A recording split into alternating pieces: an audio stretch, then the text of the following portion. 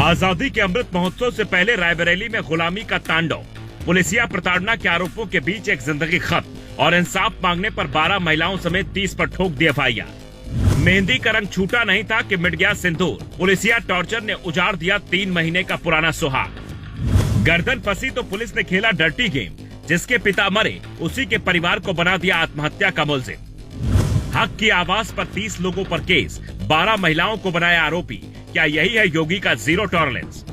जिस देश ने सत्याग्रह और आंदोलनों के दम पर अंग्रेजों की गुलामी से आजादी छीनी थी, उसी देश में जब आजादी का अमृत महोत्सव मनाया जा रहा है, तब रायबरेली की धरती से गुलामी और खाकी की बर्बरता की ऐसी रोंगटे खड़े कर देने वाली दास्तान सामने आई है जो सिस्टम के मुंह पर तमाचा है। योगी के तथाकथित रामराज्य में पुलिस पहले एक बेकसूर नौजवान को 3rd डिग्री टॉर्चर करती है, जिससे वो इस दुनिया को अलविदा कह देता है, और जब इंसाफ के लिए आवाज उठती है तो खाकी की लाठी उन बिलखते परिजनों, 15 पुरुषों और 12 बेबस महिलाओं पर एफआईआर का हंटर चला देती है। रायबरेली के ऊंचाहार अंतर्गत बीकरगढ़ गांव, 28 साल के राजू यादव के सिर पर अभी 3 महीने पहले ही सेहरा बंधा था।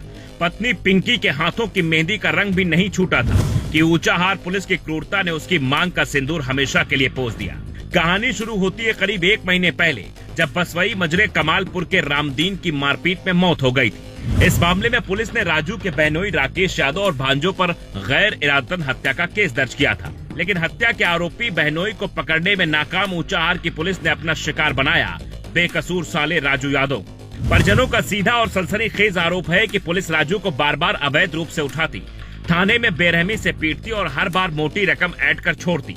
मंगलवार की शाम फिर खाकी वर्दीधारी घर पहुंचे, राजू को गालियां दी, धमकाया और टॉर्चर की सारी सीमाएं लांघ दी।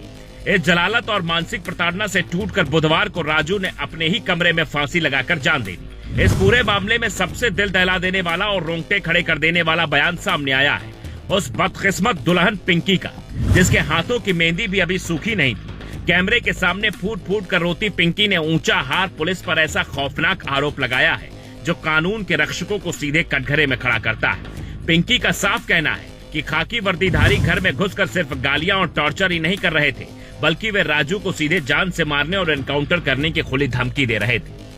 पुलिस आए थे, मेरे हस्बैंड को ले गए थे।